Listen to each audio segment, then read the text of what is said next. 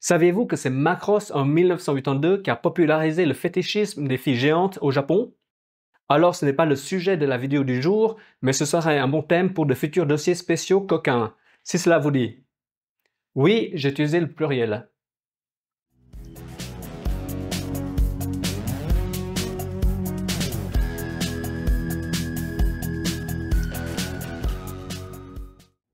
Bonjour à tous, bienvenue sur la chaîne, je suis Eta.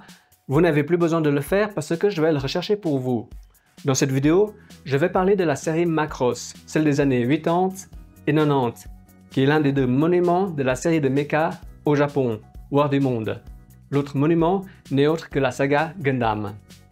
Alors, qu'est-ce qui rend cette franchise emblématique et inoubliable? Est-ce que c'est le trait des personnages dessinés par Mikimoto Haruhiko?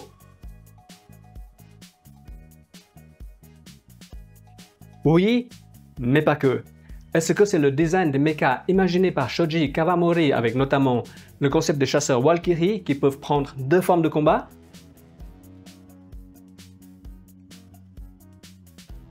Oui, mais pas que. Alors peut-être que c'est la bande son composée par Kentaro Hanada qui a marqué les fans? Oui, mais pas que encore. En fait, la réponse est l'immersion dans les combats aériens que la franchise Macross offre depuis sa toute première série de 1982. Cette immersion est tellement naturelle qu'elle passe inaperçue. Qu'est-ce que c'est que cette immersion? Eh bien, c'est un ensemble de plusieurs éléments, même tout petits, qui mis bout à bout rendent la série Macross unique et différente. On peut citer par exemple la qualité de l'animation des mechas, la bande-son ou encore l'émotion transmise par les personnages pendant les combats. Tous ces détails contribuent à créer une expérience unique qui plonge le spectateur au cœur de l'action.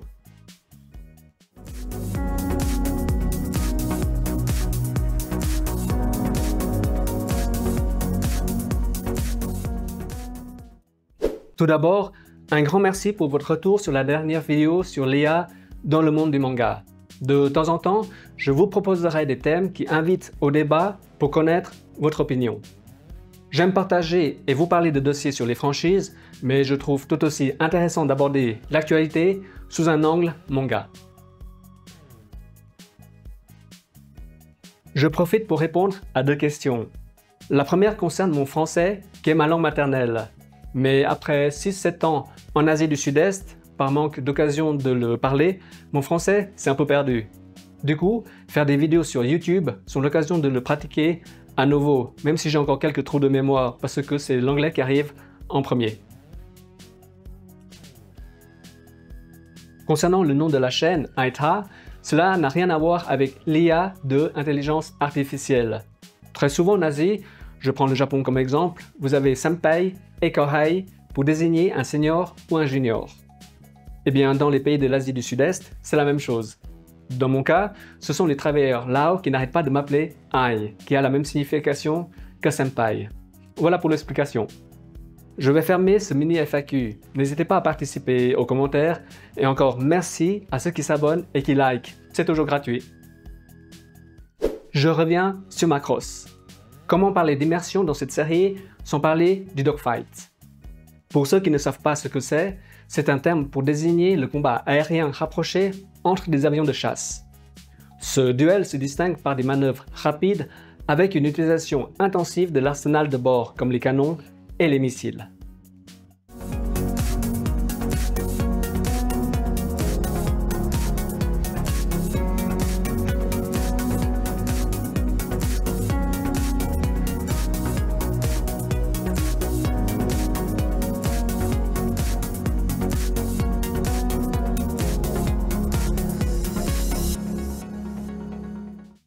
De nos jours, dans la guerre aérienne moderne, le dogfight est devenu très rare à cause de l'amélioration des missiles à longue portée et des systèmes de détection. Mais malgré ça, le dogfight est toujours enseigné dans les académies pour les pilotes de chasse. Et historiquement, comment ne pas citer Manfred von Richthofen, alias le Baron Rouge, qui est un aviateur militaire allemand de la Première Guerre mondiale. Des spécialistes de l'aviation lui ont attribué des manœuvres révolutionnaires dans le combat aérien.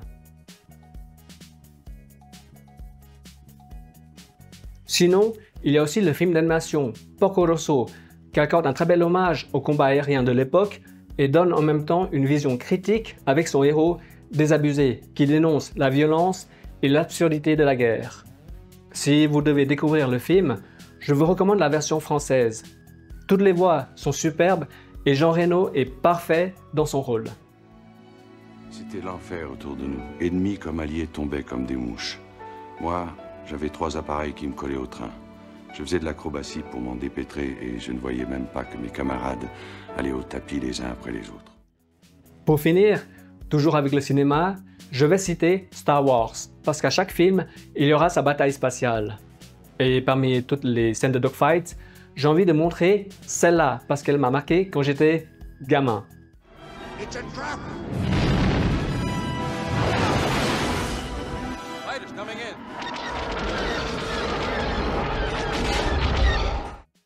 Pour la petite histoire, Robotech est l'adaptation américaine de 3 séries animées japonaises. Pour éviter la confusion, je vais donc utiliser que des extraits de la première partie pour les comparer avec le film de 1984. Si parmi vous il y a des jeunes qui ne connaissent pas Macross, les extraits vont parler d'eux-mêmes.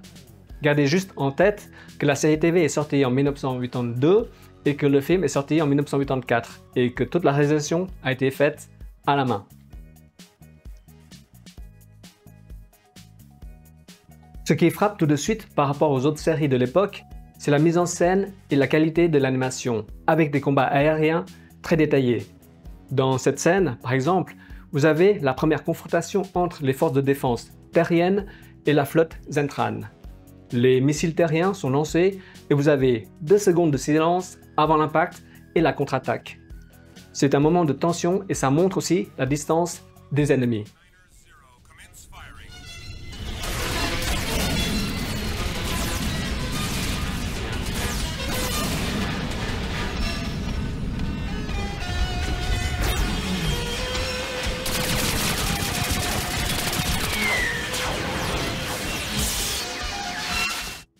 Cette mise en scène sera reproduite et sublimée dans le film de 1984. Pour cette adaptation, vous avez la musique, les petits détails comme l'affichage électronique des pilotes, la communication avec le commandement ou encore les chasseurs qui se mettent en position.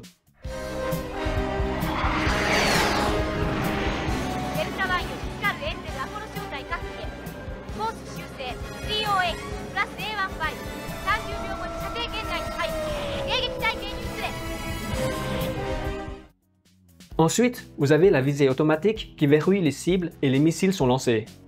Là, le pilote surveille son écran et on entend le battement de son cœur et sa respiration pour marquer un moment de tension maximale.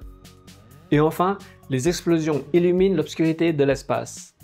C'est de cette immersion totale et unique que Macross offre.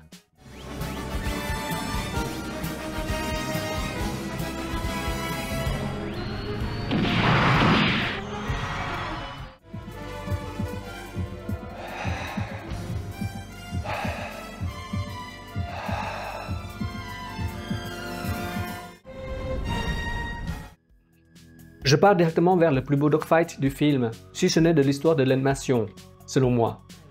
Si dans la série TV, la mise en scène était déjà très impressionnante pour l'époque, avec les mechas qui bougent dans un décor en 3D dessiné à la main, la caméra sur l'épaule en 3/4 avant le fameux Resident Evil 4 de la GameCube, et le plan de tir à la première personne avant Wolfenstein et Doom,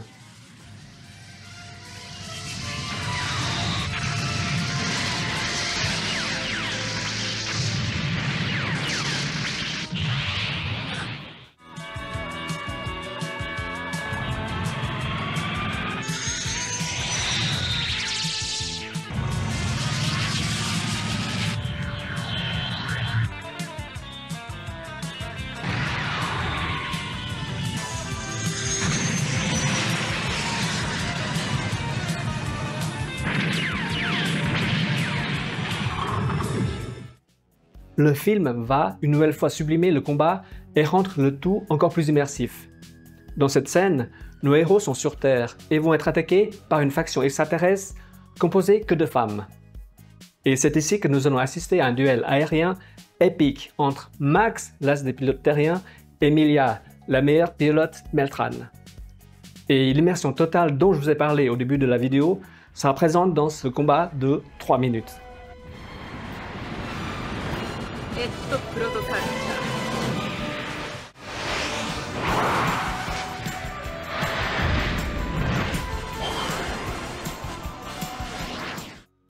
Il y a Max qui va passer par plusieurs modes de son chasseur pour échapper aux lasers et aux missiles de Melia et va à son tour contre-attaquer avec tout son arsenal.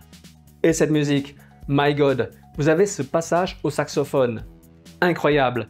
J'espère que je pourrai vous passer les extraits.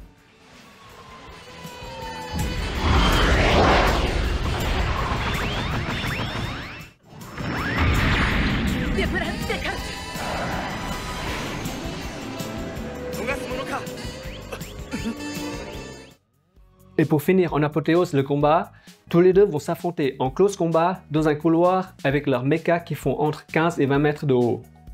D'ailleurs, si vous faites pause pour suivre image par image, vous pouvez admirer les détails. Max utilise la main de son robot pour protéger son cockpit du laser d'Emilia, tandis que cette dernière utilise les deux bras de son mecha pour se protéger de la mitrailleuse de Max. Maintenant, je vous passe la scène en vitesse réelle. Entre la mise en scène, l'animation, la musique et le bruitage, les gens devaient être scotchés à leur siège au cinéma tellement l'immersion était totale.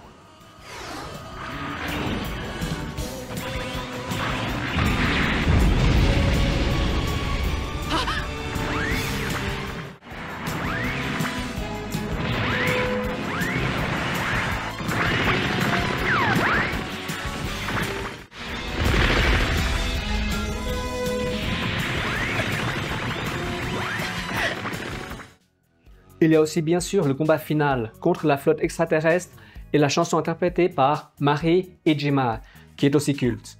Pour ceux qui connaissent, dites-moi dans les commentaires quelle scène vous a le plus marqué, le dogfight entre Max et Melia ou le combat final.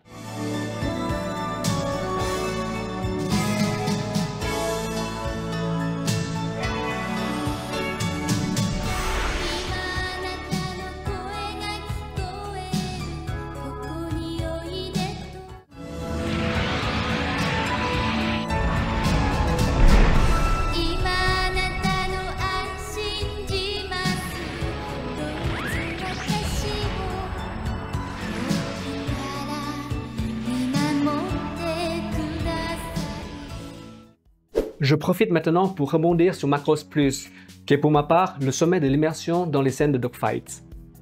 Nous sommes en 1995 et tout est encore dessiné à la main, mais les effets spéciaux sont plus maîtrisés, comme ici la scène où l'ordinateur de bord du héros signale qu'une cinquantaine de missiles foncent sur lui. Magnifique.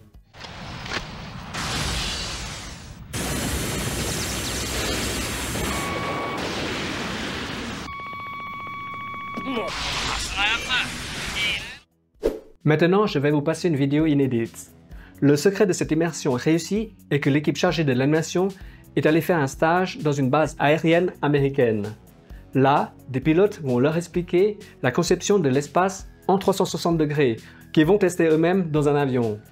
Et entre les tonneaux, les loopings et les piquets au sol, certains ont fini malades. And I can select which camera. So if he's going to get him in the gun sight, I put the gun sight camera on, and you see him in the gun sight, and the crosshairs on there. And I'm over here, and I'm doing 140 knots. But I'm 2 miles behind him. I'm not close enough to shoot my gun. So how do I catch him? Good guy? Okay. Bad guy? Yeah. Turn like this. Yeah. Then pull. You're going like this, and you go, ah! And you're pulling 6 Gs, and there's no buffet. Going right. You're going fast. Yeah. Just be careful you don't go boom, and you're playing with this. This will go through here. And there. And then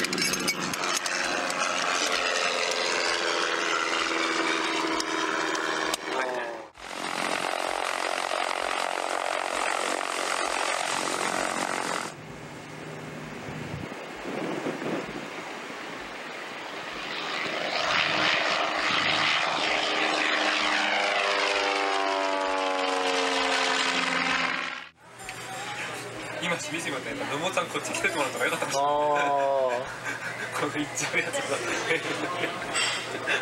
完全に Des images valent 1000 mots, et voici une compilation des extraits de Macross Plus. Entre l'animation, l'affichage électronique, le tableau de bord, et de nombreux petits détails comme l'animation des pilotes qui tirent sur leurs manches, actionnant un bouton, etc., l'immersion est totale. Bon visionnage!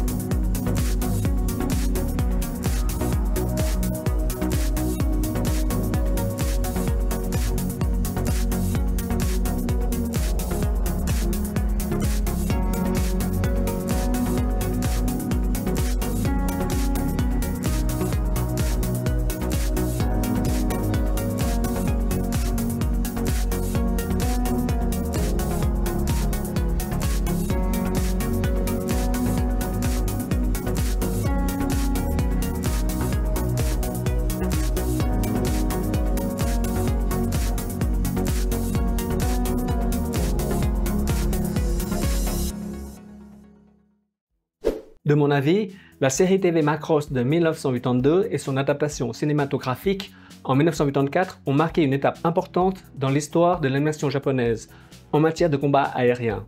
En 1995, Macross Plus a repris cette base et a proposé une expérience encore plus immersive de dogfights. L'ensemble de ces éléments a posé les bases d'une franchise que chaque série va perpétuer à sa manière, que cela soit Macross 7, Macross Frontier, Macross Delta, encore Valkyr, et certainement encore d'autres à venir. Pour conclure, je dirais que c'est ce tout qui rend la franchise Macross tellement inoubliable avec une immersion unique dans le cœur des fans. Comment parler de la franchise Macross sans parler de jeux vidéo? Il y a eu de nombreux jeux de tir Macross qui sont sortis sur arcade, console et PC.